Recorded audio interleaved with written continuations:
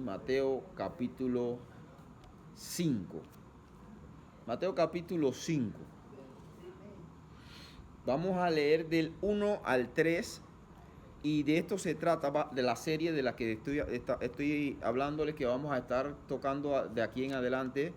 Vamos a estar estudiando lo que son las bienaventuranzas. Las bienaventuranzas. Y quiero explicarles por qué esto es importante. Porque es de la primera clase, la primera enseñanza que Jesús se sentó a darle a sus discípulos. Fueron estas, las bienaventuranzas, y voy a explicarle por qué Él le dio eso como primera enseñanza, por qué es tan importante. No es que el resto de las escrituras no sean importantes, pero esto es la columna vertebral, esto es tan importante, por lo que voy a estar explicándole ahora. Mateo capítulo 5, versículos 1 al 3, ¿por qué el 1 al 3? Porque vamos a abarcar por hoy solamente la primera bienaventuranza. El Sermón del Monte es conocido como la Constitución o la Carta Magna de la Constitución del Reino de los Cielos. ¿Ok? El Sermón del Monte no es solamente el capítulo 5 de Mateo. El Sermón del Monte está compuesto por los capítulos 5, 6 y 7. Los tres capítulos fueron en un mismo acontecimiento. Fueron en un mismo día, en un mismo momento. Fueron un lapso de enseñanza que Jesús le estaba haciendo a los discípulos y a quienes lo escuchaban. Y vamos a ir desarrollando cada día uno de las bienaventuranzas que fue de la forma en cómo Jesús empezó el Sermón del Monte. Ahora, leamos del versículo 1 hasta el versículo 3, ¿lo tenemos? Dice, viendo la multitud, subió al monte, y sentándose, vinieron a él sus discípulos. Este versículo importante, preste atención al 2. Y abriendo su boca, les enseñaba, diciendo, bienaventurados los pobres en espíritu, porque de ellos es el reino de los cielos. Hasta ahí lo dejamos. Dios bendiga nuestra alma con su palabra. Fíjense en algo, que Él se sentó en el monte de la bienaventuranza y abriendo su boca le enseñaba. Fíjese que entonces eso qué quiere decir, que Jesús tomaba tiempo para enseñarles, se sentaba a enseñarles a sus discípulos. ¿Por qué entonces esto quiere decir de que la enseñanza es importantísima en la vida de los discípulos? Yo me considero un discípulo, por lo tanto, es importante yo recibir una enseñanza. Es importante que todos, como discípulos de Jesús, recibamos enseñanzas de Jesús. Conste, dije, enseñanzas de Jesús. Porque hay cosas que se están mezclando o inmiscuyendo en este tiempo, en las congregaciones, y es esto. Hay personas que no hablan la palabra de Dios, no hablan de las escrituras, no hablan de la Biblia, pero dicen que hablan de Dios. ¿Cómo es eso, hermano? Ok, se lo explico. Hay personas que tienen buena intención y se acercan a otra diciéndole, mira, que Dios es bueno, Dios te puede ayudar, Dios te puede bendecir, Dios te puede cambiar tu vida. Dios, le estás hablando de Dios, pero no le estás hablando de las palabras de Dios. ¿Sí me hago entender? Les hablas de Dios, pero no les hablas de las palabras de Dios. ¿Y cuál es la diferencia? La diferencia está en que Jesús dijo, las palabras que yo he dicho son espíritu y son vida. O sea, ¿qué quiere decir? Que lo que le va a dar vida a una persona que espiritualmente está muerta son las palabras de Jesús y no hablarle de Dios. Jesús también dijo, y conoceréis la verdad, y la verdad os hará libre. ¿Y cuál es esa verdad? La palabra. Entonces, al nosotros enseñarles o compartir la palabra de Dios, es decir, textos bíblicos, estamos enseñando de Dios. No lo mismo al revés. Decir Dios te ayuda, Dios es bueno, hablando de Dios, pero no de su palabra. Eso no necesariamente va a ayudar a la persona a cambiar.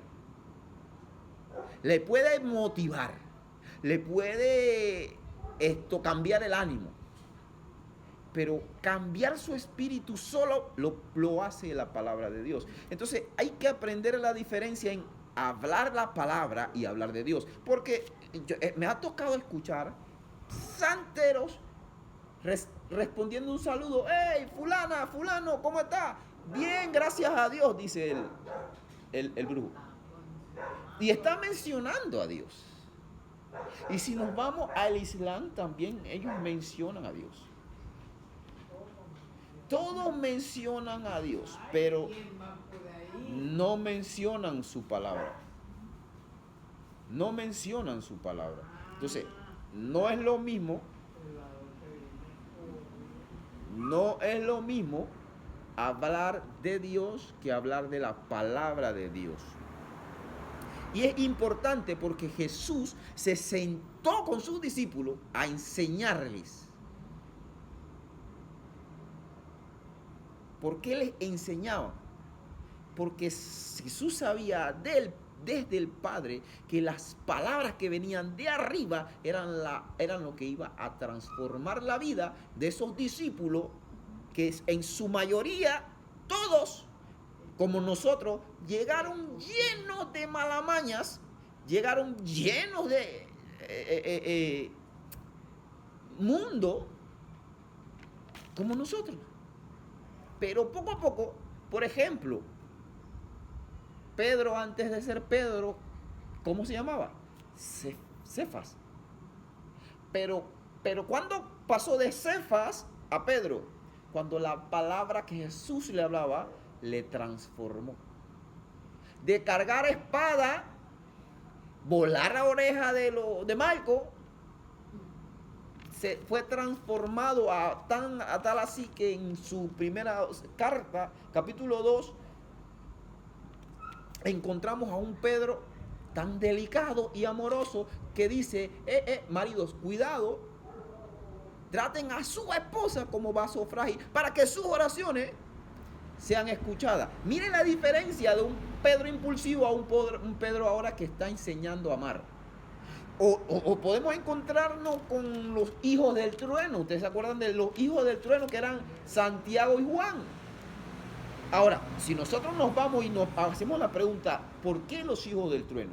O sea, que te digan los hijos del trueno, o sea, que estos eran violentos. Esta gente eran que unas chispas, eran unos fósforos que nada más los tocaban y se encendían.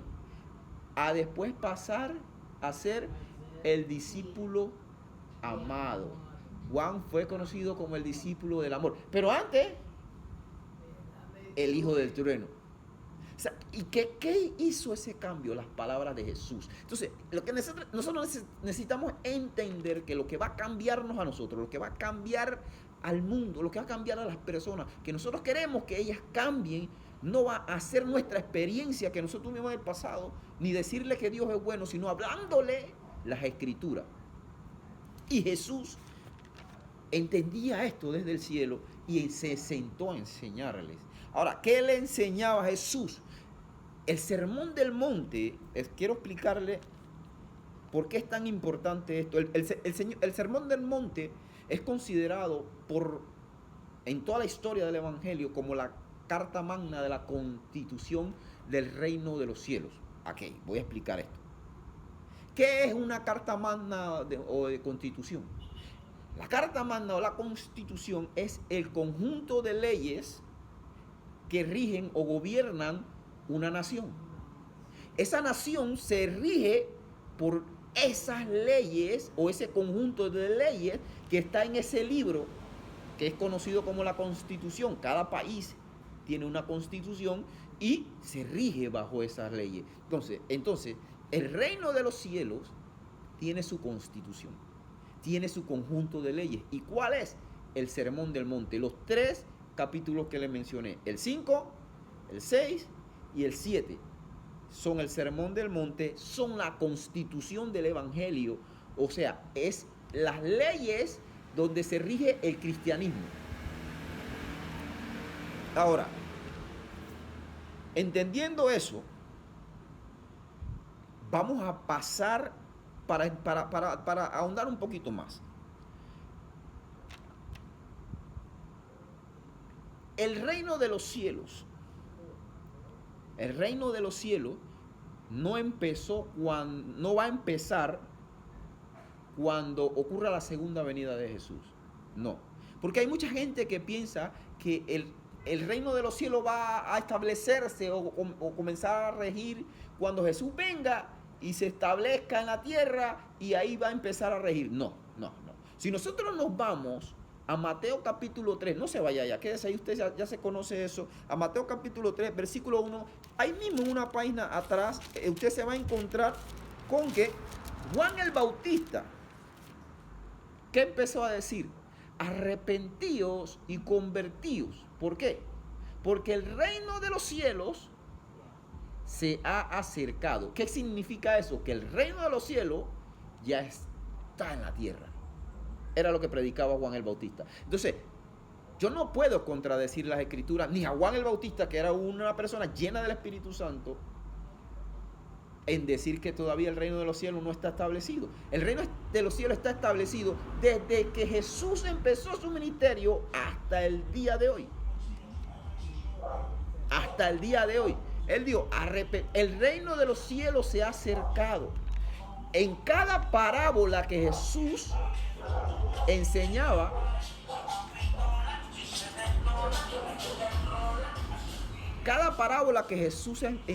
Jesús decía esta frase: el reino de los cielos es semejante a, y decía la parábola. O sea, comparaba el reino de los cielos. ¿Qué significa? El reino de los cielos ya está establecido acá. Ahora, necesito que entendamos algo. Cuando Jesús empezó su ministerio, empezó el reino de los cielos, Jesús está trayendo una forma de gobierno diferente a la que ya existía en el mundo. El reino de los cielos no es lo que gobierna el mundo. Jesús dijo, el mundo entero está bajo el maligno. Pero también Jesús dijo, vosotros están en el mundo, pero no son de este mundo. Pero también Jesús dijo en Filipenses capítulo 3, no lo busque, versículo 20, que dice que nuestra ciudadanía es ¿de dónde? De los cielos. ¿Qué significa? Que nosotros estamos en la tierra, pero pertenecemos al reino. Estamos entendiendo entonces que el reino de los cielos está aquí en la tierra desde el momento en que Jesús empezó su ministerio hasta hoy. ¿Y quiénes forman parte de ese reino de los cielos? Todo aquel que nació de nuevo, todo aquel que es un cristiano arrepentido y convertido.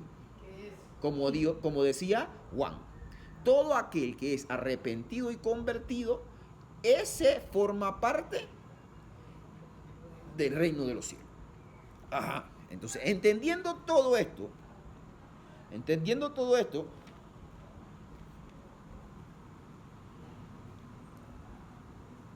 somos parte de ese reino, del reino de los cielos, ¿cierto? Porque existe el reino de las tinieblas, pero existe el reino de los cielos. El reino de los cielos es gobernado por Dios. El reino de las tinieblas por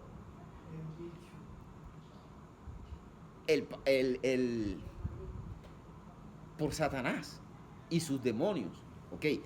¿Eso qué significa? Que son dos reinos opuestos en un mismo lugar, en una tierra. Pero el reino de los cielos está en la tierra, pero no pertenece a la tierra. Ahora, yo le voy a hacer una pregunta para ver cómo, si ya están familiarizados con lo que estamos hablando y están entendiendo. Ustedes han leído en la Biblia que habrá un milenio, ¿verdad? ¿Qué es un milenio? Un gobierno de 1000 años en el que Jesús gobernará sobre la tierra, ¿verdad? La Biblia habla de cielos nuevos y tierras nuevas. En ese cielo nuevo y tierras nuevas va a gobernar el reino de los cielos, ¿cierto? Ok. Ahora la pregunta es esta. ¿Ustedes creen que en el milenio o en el cielo nuevo o tierra nueva no habrá leyes? No habrá una constitución como la hay en todas las naciones. Ahora, si va a haber leyes, ¿qué leyes habrá? La ley de Estados Unidos, la constitución de Estados Unidos, la de China, la de Rusia, la de Panamá, la del cielo, ¿cierto? ¿Y cuál es la constitución del cielo? Ya se lo he mencionado varias veces. ¿Cuál es la constitución? Las leyes que rigen en el cielo, ¿cuáles son? Ya se los mencioné. El Sermón del Monte. Yo le mencioné que el Sermón del Monte, que es compuesto por los capítulos 5, 6 y 7, son la constitución del reino de los cielos. ¿Sí me está entendiendo? La constitución del reino de los cielos es el Sermón del Monte, que empieza desde el capítulo 5 y termina en el capítulo 7 de Mateo. Esas son las leyes por las que todo cristiano que pertenece al reino de los cielos debe regirse. Por eso es importante, no sé si se acuerda que le dije que es tan importante que se lea, se estudie el Sermón del Monte, todo cristiano entienda el Sermón del Monte, porque si un cristiano no entiende el Sermón del Monte, no entiende las leyes ni la constitución de su ciudadanía. ¿Sí me hago entender? Para poder entender las leyes de mi ciudad, por ejemplo, para yo saberme, para yo obtener la ciudadanía de Estados Unidos, por decir así, me obligan a aprenderme el himno nacional, ¿no? De Estados Unidos, o el de cualquier país al que usted quiere pertenecer. Entonces, usted se aprende y se sabe el himno nacional, se canta el himno nacional, pero se sabe las leyes de allá, porque cuando usted llega allá, usted no va a llegar a Estados Unidos, por decirle un país, con las leyes de Panamá, desde Panamá a Estados Unidos, y yo no voy a vivir bajo las leyes de Estados Unidos, yo soy panameño, y yo voy a vivir con las leyes de Panamá. No, así no es. Si nosotros somos del reino de los cielos, nosotros tenemos que vivir bajo las leyes del reino, aunque estemos en la tierra, en el mundo, ¿verdad? Entonces, todo cristiano necesita, es importantísimo conocer la constitución celestial, que es este Sermón del Monte, que es lo que vamos a estar estudiando todas estas semanas. Y empezamos desde hoy con el primer artículo de esa constitución, en nuestro caso versículo. ¿Cuál era? El versículo 3. ¿Cuál era?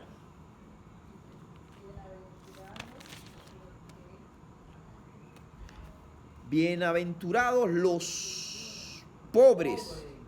El versículo 3.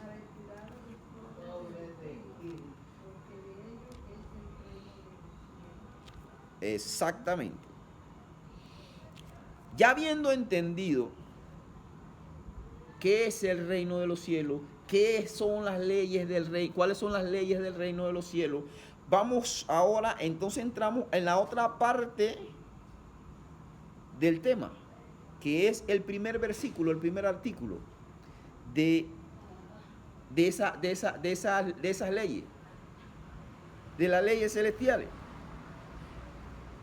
que dice que es bienaventurado. ¿Qué significa bienaventurado? Feliz, dichoso los pobres en espíritu. Pobres en espíritu, porque de ellos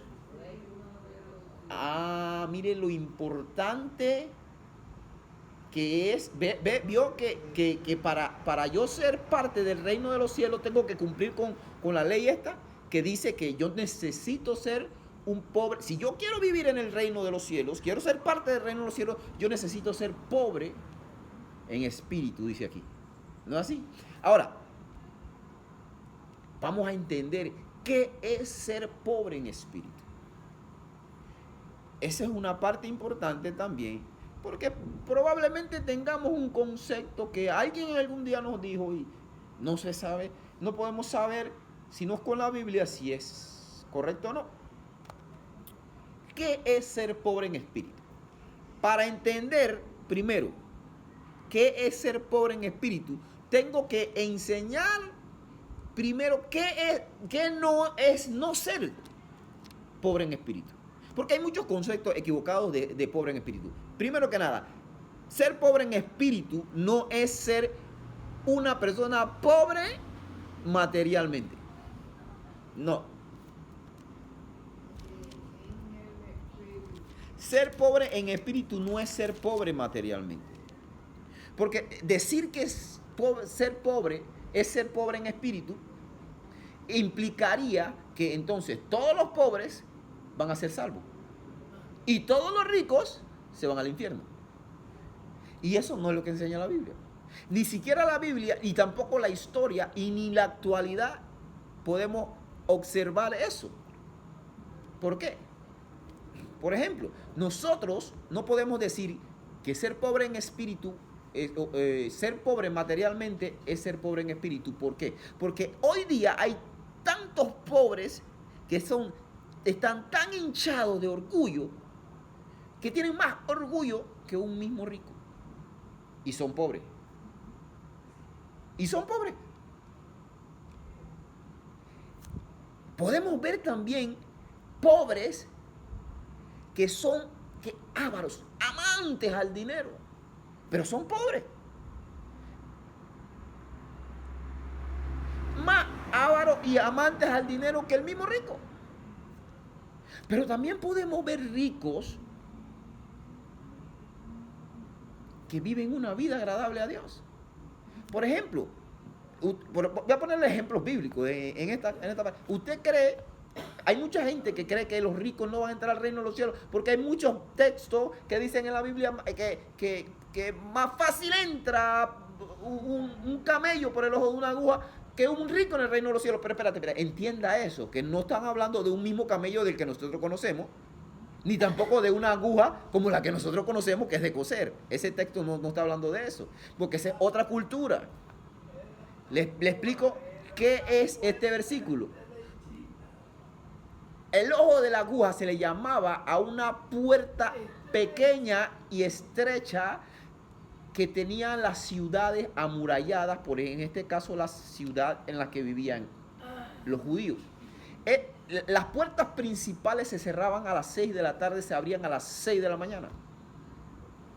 Cuando alguien que estaba fuera de la ciudad y quería entrar a la ciudad, tenía que entrar por el ojo de la aguja. Pero ese que estaba fuera de la ciudad, supongamos que era un rico de la ciudad y venía en su camello. Para que ese camello entrara por el ojo de la aguja, esa puerta que se llama el ojo de la aguja, el camello tenía que pasar arrodillado y con mucha precaución, porque era tan exacto que si no entraba con precaución y exactitud, no entra. Eso es lo que enseña ese texto. No es el ojo de la aguja que nosotros conocemos para coser y meterle el hilo. No, eso no. Entonces, mucha gente malinterpreta ese texto por desconocimiento y piensa que el rico no va a entrar, que por ser rico solamente se fue al infierno. No, porque entonces si es así, Abraham estaría en el infierno, Isaac estaría en el infierno, Jacob estuviera en el infierno, porque ellos fueron ricos. David, Salomón, estuvieran en el infierno. Ellos fueron ricos. Pero ellos tuvieron una diferencia, que ellos tenían el dinero en el bolsillo y no en el corazón. Pero nosotros, los pobres, hay pobres que tienen el dinero en el corazón y no en el bolsillo. Porque el dinero es para tenerlo en el bolsillo y no en el corazón. Porque el que tiene el dinero en el corazón, eso es lo que ama. ¿Dónde está vuestro tesoro? Ahí está tu corazón. Entonces Jesús no enseña, o la Biblia no enseña, que el que es pobre es el que se salva y el rico se va al infierno. No. No. Eso tenemos que descartarlo. Ser pobre en espíritu no es ser pobre materialmente. Esa es una que tenemos que descartar. Ser pobre en espíritu no es ser pobre material. Ni la pobreza es señal de ser salvo, ni la riqueza es señal de que se va para el infierno. No, eso lo descartamos. Por ejemplo, Pablo le dice en primera de Timoteo, no lo busque, en los versículos 17 y 18, no lo busque. Dijo, a los ricos de este mundo mando a que no sean altivos, que no pongan su confianza en las riquezas, las cuales son inciertas. Mire, Pablo le está diciendo a la iglesia, a Timoteo. Timoteo estaba pastoreando la iglesia de Éfeso. Y Pablo, a través de esta carta, le está diciendo a Timoteo y le está diciendo a la iglesia que a los ricos de este mundo no sean altivos y no pongan su confianza en su dinero. O sea, ¿por qué Pablo le está diciendo eso? Porque está implicando de que en esa iglesia habían ricos. ¿Cierto? Porque si no hubiera ricos, Pablo no dice, no, ¿para qué voy a escribirle si ahí no hay rico? ¿Por qué le voy a decir que los ricos? Es como si usted le manda a su familia una carta o un WhatsApp diciéndole, oye, a su familia que está en la otra provincia o en otro país, le dice, oye, cuidado con sus millones, no pongan su esperanza en sus millones. Si usted le dice eso es porque su familia tiene millones, ¿no es así?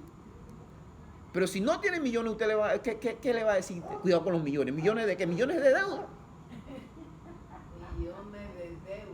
Entonces, este texto Pablo se lo está diciendo. ¿Por qué? Porque en la iglesia, y Jesús también dijo, a los pobres siempre lo tendrán entre vosotros. Pero es que en la iglesia siempre va a haber tanto pobres como ricos.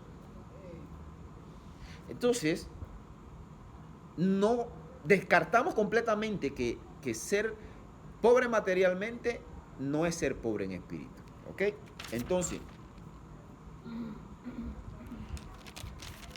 otra cosa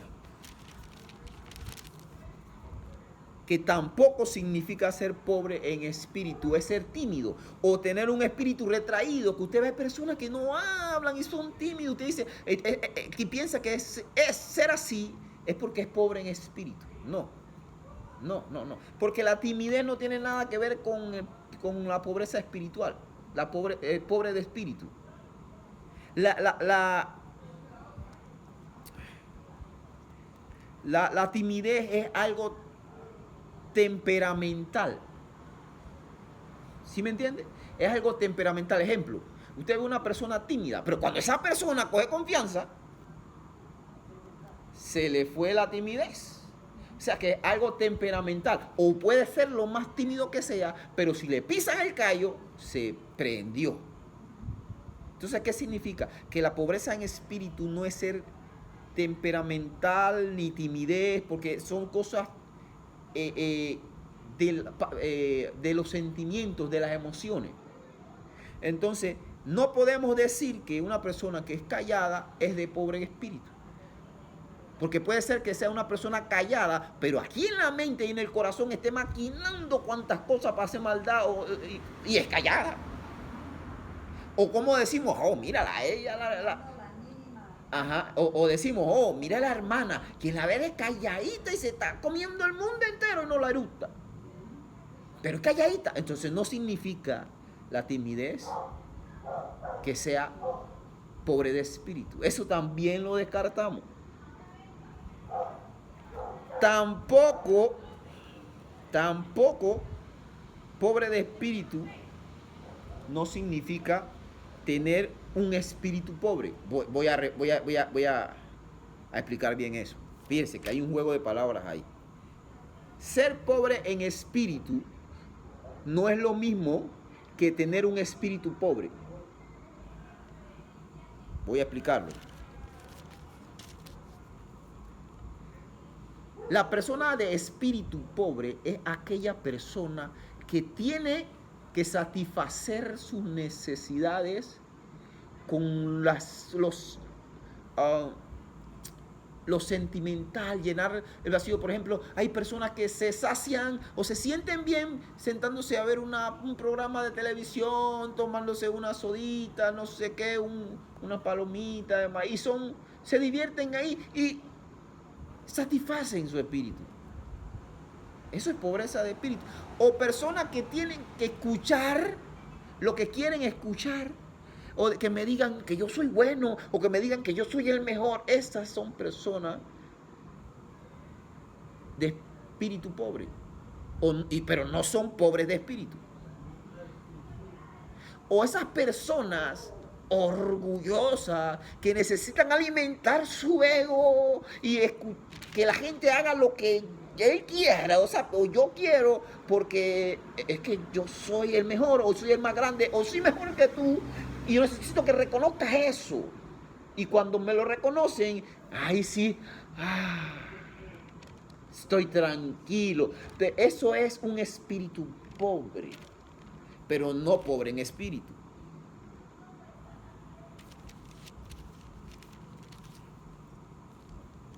Ahora vamos con lo que sí es pobre en espíritu.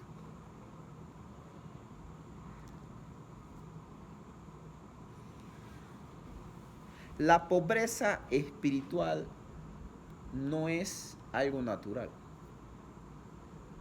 No es algo de la carne del cuerpo. No es algo de los sentimientos. No es algo de las emociones. La pobreza, ser pobre en espíritu es una obra sobrenatural que Dios hace en el corazón de la persona. Voy a explicarlo bien.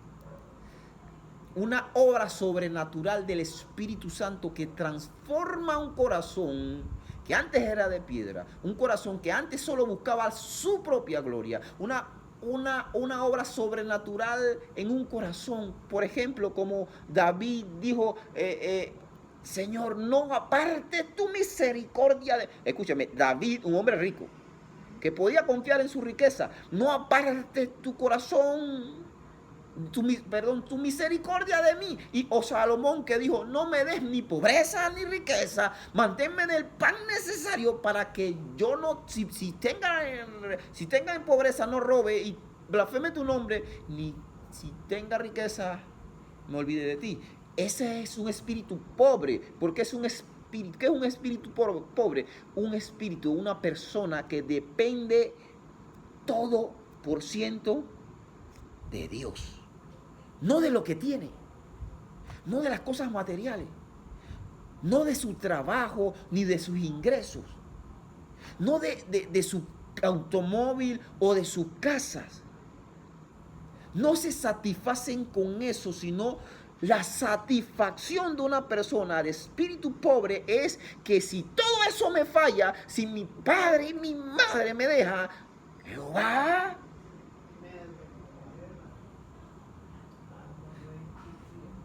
¿estamos entendiendo qué es un espíritu pobre? Un espíritu pobre es aquel que reconoce que no puede vivir desconectado de Dios, que reconoce que sin Dios no somos nada. Jesús dijo, yo soy la vid, vosotros los pámpanos, y separado de mí. ¿Qué significa esto? ¿Qué significa eso? Jesús nos está enseñando a que nosotros dependemos en su totalidad. Ese es el espíritu pobre. El que sabe que para entrar al reino de los cielos depende solamente de Dios y no de lo que yo haga. No, pero es que yo me porto mejor que fulano, mengano, o que él, o que ella. ¿Y? Ah, no, pero es que yo doy más diezmo que fulano porque yo gano más. Pero yo oro más que él y ella. El pobre en espíritu no es aquella persona que siente que Dios está en deuda con él, porque es que como yo estoy todos los servicios en la iglesia y en todas las actividades, yo estoy ahí y yo aporto, yo me lo merezco. Ese no es pobre en espíritu, ese es un espíritu pobre. Ser pobre en espíritu es aquel que sabe y dice, ¿sabe qué, Dios mío? Yo no sé si yo voy a ser salvo, porque yo por mi fuerza no puedo, pero yo sí sé que tu misericordia y tu gracia que me alcanzó, yo voy a entrar al reino de los cielos. Ese, mire, por ejemplo, ahí sí no vamos a ir, a Lucas 18. Mire, ahí es un ejemplo perfecto de dos espíritus, un espíritu pobre y un pobre espíritu. Lucas 18. Ahí está el mejor ejemplo de los dos espíritus, un espíritu pobre y un pobre de espíritu. Las personas de espíritu pobre son las personas que confían en sí mismos, en lo que ellos hacen, en lo que ellos tienen, en lo que los hace sentir bien a ellos y lo que los hace satisfacerse a sí mismos. Esas son esas personas que usted ve que llegan a la iglesia y no oran en su casa, pero se van al altar y se arrodillan, no buscando adorar a Dios, no buscando glorificar a Dios, sino para que el mundo vea que yo me postro y me reconozcan que yo soy un hombre de oración. Esa es una persona de espíritu pobre. Es una persona de espíritu pobre, pero el pobre de espíritu es ese que se arrodilla en su cuarto y dice, Padre, en el nombre de tu Hijo amado, yo necesito que me perdones porque, ¿sabe qué? Yo te fallo, yo no quiero fallarte, ayúdame porque sin tu ayuda yo no voy a poder dejar de fallarte, ayúdame, dame la fuerza necesaria. Pablo dijo en 11, en capítulo 6 de Efesios, versículo 10, fortaleceos en el Señor y en el poder de su fuerza. Es que nosotros no vamos a vencer la batalla espiritual de la vida con nuestra fuerza, sino con la fuerza del Señor. Y el que no reconoce eso, no es pobre en espíritu. No es pobre en espíritu. Ya encontramos capítulo 18 de Lucas, versículo 9 en adelante.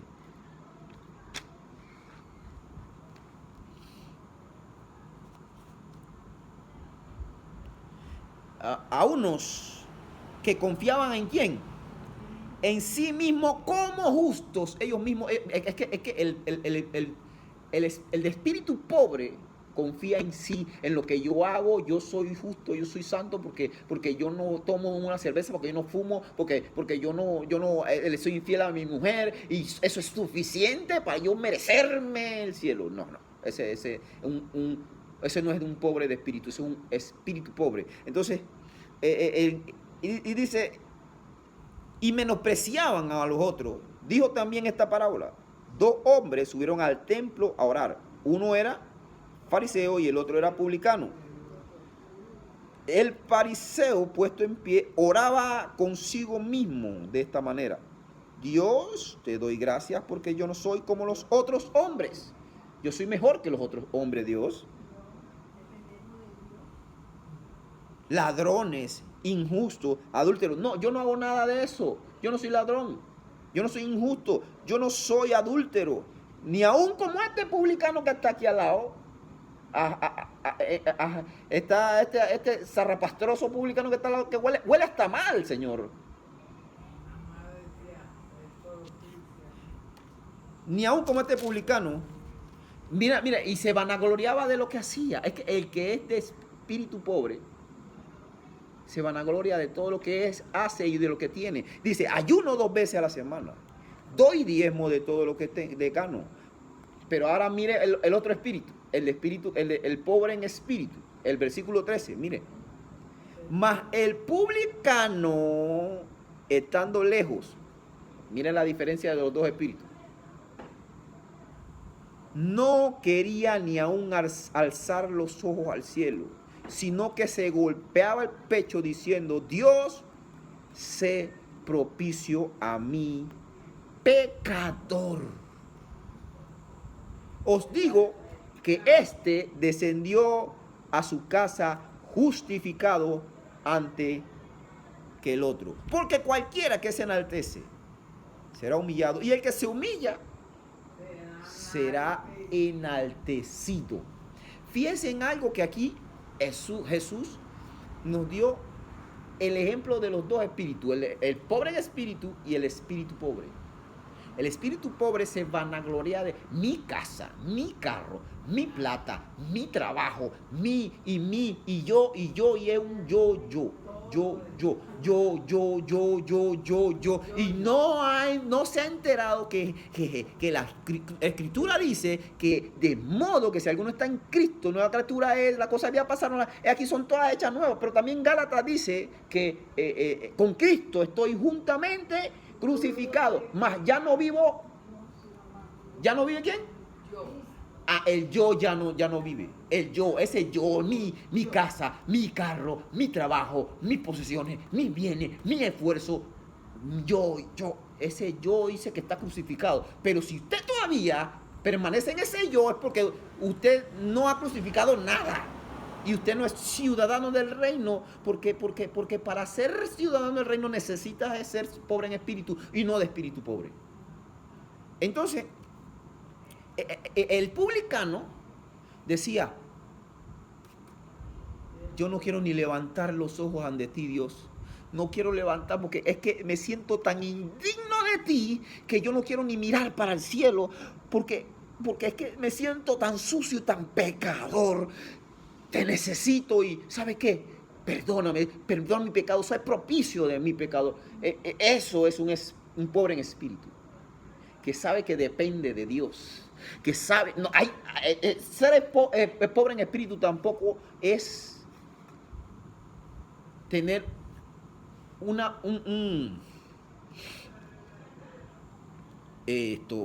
no es algo verbal, porque hay gente que se aprende el idioma de la humildad.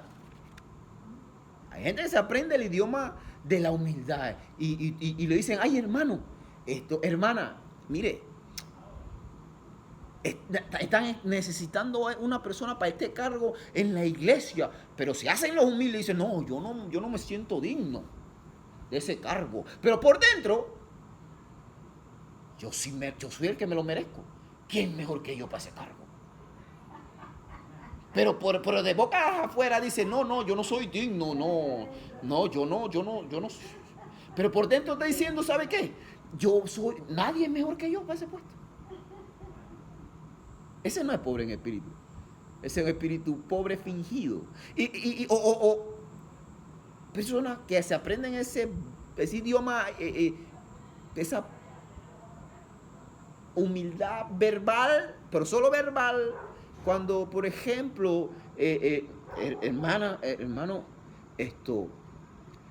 yo considero que ese puesto está hecho para usted. Sí, que otros se lo digan. Y él dice: no, hombre, no, hermano. Pero por dentro está: ya era tiempo que me reconocieran. Ya era tiempo que me reconocieran. ¿Ah? Se sabe el idioma verbal, el idioma de humildad, pero no. Pero el corazón sabe. No. O por ejemplo también dice que: oye, hermano, hermana, mire, voy a invitarlo a mi humilde casa. Esta es mi humilde casa. Te voy a invitar a mi humilde hogar. ¿Ah? Y entonces, su humilde hogar, pero por dentro dice: debe estar impresionado por mi casa, Porque mi casa, mire mi casa, no esa cuchitrila donde él vive. Por dentro. Porque se aprende en ese idioma, se aprende en ese idioma de humildad, pero eso no es ser pobre en espíritu. Por dentro debe estar diciendo, mi casa es mejor que la tuya. O mi carro y mi salario es mejor que el tuyo. ¿Ves?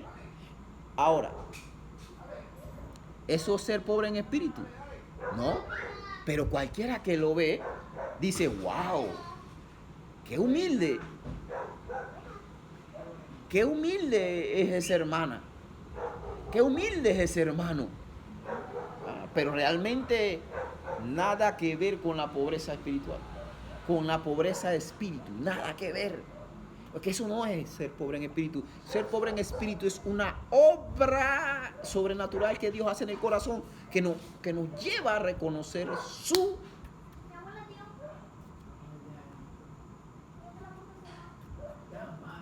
nos lleva a reconocer que nosotros somos impotentes,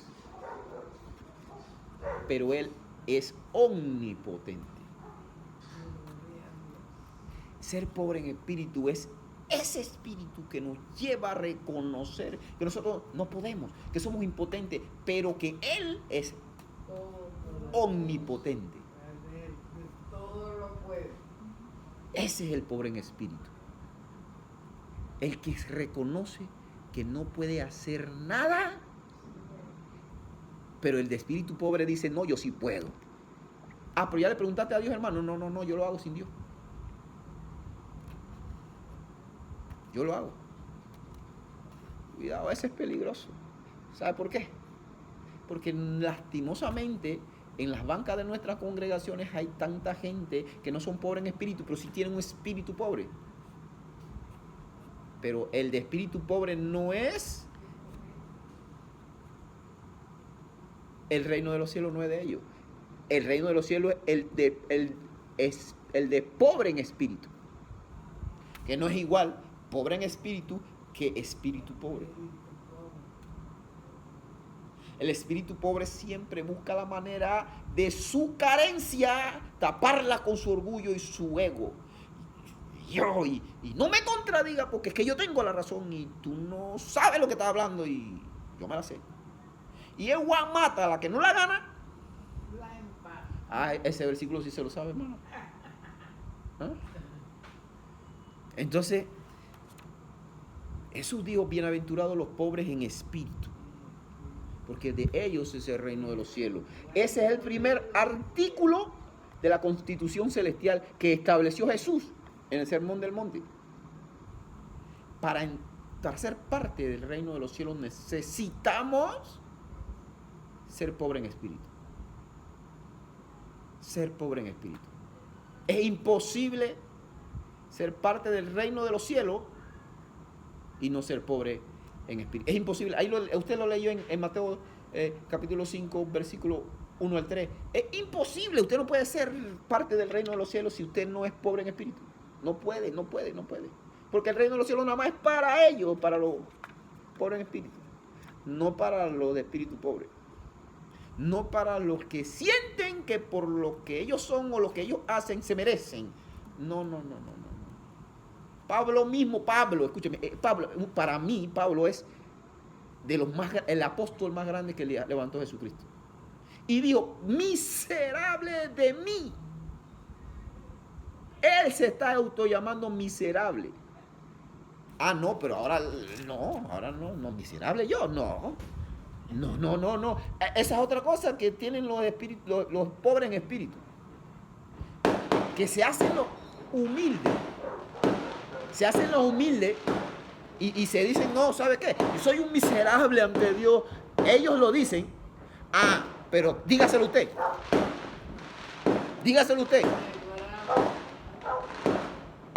Sale la fiera. ¿Cómo me vas a decir miserable? Pero si tú acabas de decir que tú eres miserable, tú mismo no acabas de decir que eres miserable, yo repetí lo que tú dijiste. Y dice, no, eso nada más lo digo yo. A mí no me está diciendo eso, respétame. ¿Ves la diferencia? Porque solamente se aprenden el idioma de la humildad. Ay, María Teresa de Calcuta o San Martín de Porres. Pero cuando le pisan el callo, dije, hasta ahí llegó la pobreza en espíritu. Hasta ahí llegó la pobreza en espíritu. Pero entonces, estamos en problema, mamá. Entonces estamos estudiando la constitución del reino de los cielos, las leyes del reino de los cielos. Y la primer artículo dice que nosotros tenemos que ser pobres en espíritu para pertenecer al reino de los cielos. ¿Ok? Dejamos hasta acá esta clase. Para la siguiente clase seguimos con el siguiente versículo, el siguiente artículo de la constitución del reino de los cielos en el mismo Mateo 5, pero nos brincaremos al siguiente versículo, el versículo 4, donde habla que es bienaventurados los que lloran. Eso lo estaremos hablando y le estaremos explicando, estudiando, si Dios nos da vida, salud y Él lo permite, en la próxima clase, ¿ok? Vamos a orar y damos gracias ahora a Dios por esta enseñanza que nos permitió aprender algo nuevo hoy, ¿no? Señor amantísimo, Padre Celestial.